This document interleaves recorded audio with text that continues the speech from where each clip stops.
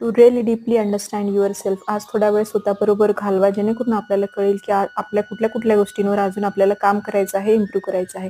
हाय, hello, नमस्ते everyone, good morning. आजचा hard day challenge आहे, दिवस 3रा. माझ्या दिवसाची सुरुवात होते निसर्ग दर्शनापासून. हा आहे माझा बाल्कनी व्ह्यू.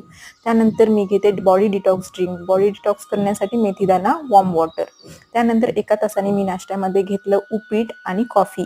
आज बऱ्याच महिन्यानंतर आम्ही आमच्या शेतात शेवग्याच्या बागेमध्ये गेलो.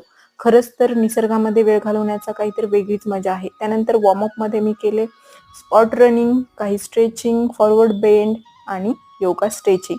त्यानंतर झालं 30 सूर्यनमस्काराचा टास्क कंप्लीट. डिनरमध्ये मी घेतली 1 चपाती, थोडीशी मेथीची भाजी आणि त्याचबरोबर सलाड.